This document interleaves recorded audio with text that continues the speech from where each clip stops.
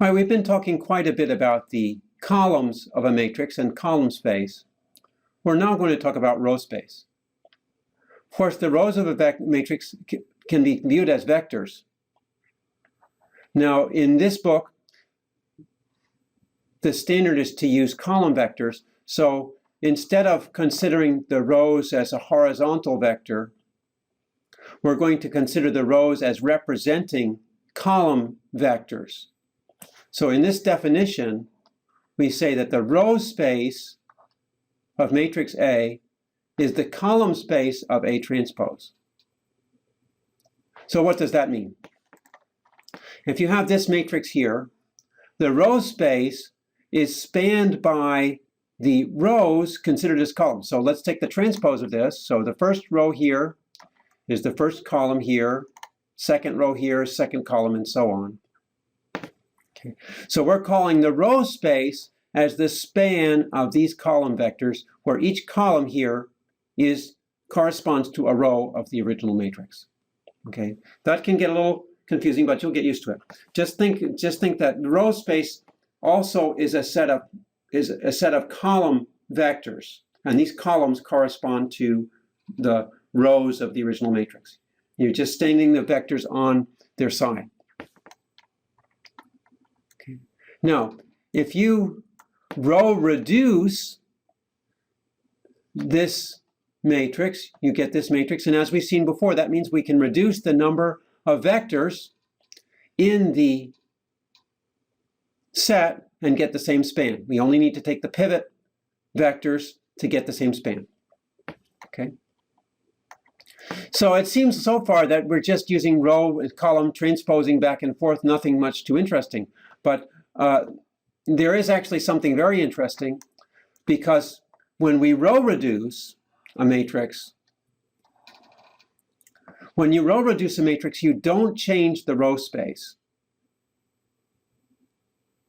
Okay, so I'm not going to go through this proof in detail, but suffice it to say that every time you do a row operation, you're just taking linear combinations of the rows, and those stay in the same span of the rows.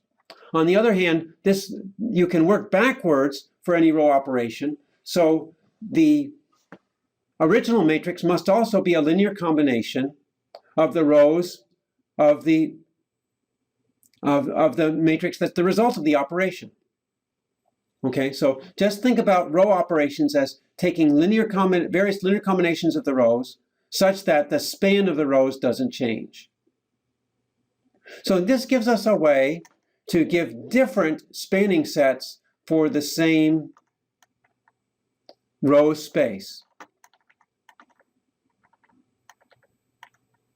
Okay.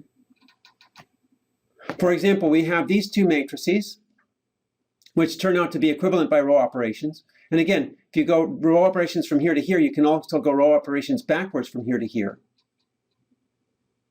So every row here can be thought of as a linear combination of the rows in here and vice versa.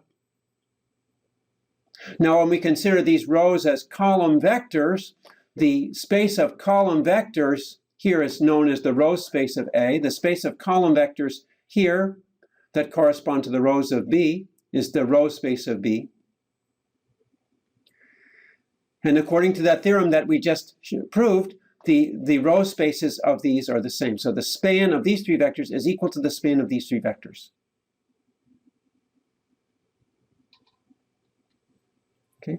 Now you can actually do row reduction, right? If you take this vector matrix here and you row reduce to a matrix here, of course you may get 0 rows. You don't need that in your set that spans that's not going to add anything to your span. So you can throw out the 0 rows. So that's what you do. You take a matrix, you row reduce, throw out the 0 rows. The remaining rows must span the same set as the original rows. Okay, so that's the point of this. Take A, row reduce A to get B, and let S be the set of non-zero columns of B transpose. That is, take the non-zero rows of B and stand them on their side. This S must have the same span as the rows of the original matrix. And this is also linearly independent. And that linear independence comes from the form of the reduced row echelon form, that you can't possibly have a linear combination of those rows giving you 0.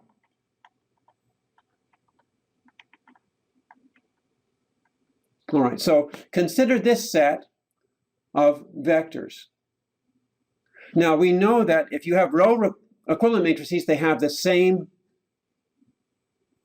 row space. So I'm going to turn these vectors into rows, and then I'm going to row reduce. Okay, so these rows have the same span as these rows, so I can turn these rows into column vectors, and they give me the same span as my original set of vectors. Okay, and notice the simple form of these vectors here. If I had a vector over here that has 3, 2, 1, and then I don't know these two. If I want to arrange this vector 3, 2, 1, blah, blah to be in the span here, then I have to take 3 times the first one, plus 2 times the second one, plus 1 times the third one. And we'll see that in further examples.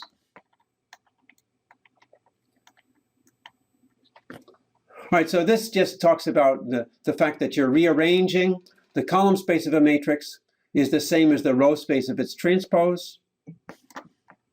Here's another example of simplifying the column space using row reduction. Okay, so consider the column space of this matrix. Let's turn it on its side and take the transpose. So this is I transpose. Do row reduction. We know that the columns here form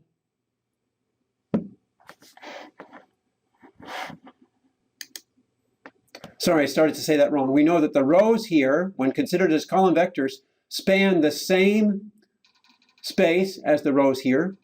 So if we turn it on its side, these column vectors must span the same space as the original column space. Okay. And this gives us a good way of figuring out which vectors are in the column space. Because, for instance, if we wanted to check whether this vector was in the column space, the only way to make this vector a linear combination of these three is to get, you must have 3 times the first one, because the other two vectors have zeros in the first entry.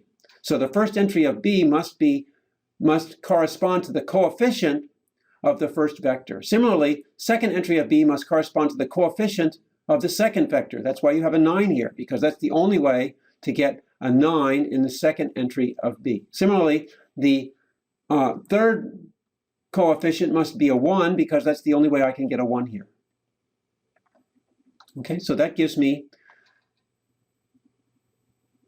an expression for this constant vector in terms of these vectors. And this constant vector is in the span of this column space. This is also an easy way to check if a column vector is not in the span, because if this last coefficient doesn't work out, then it cannot be in the span of the column space. Okay, and that's it for this section.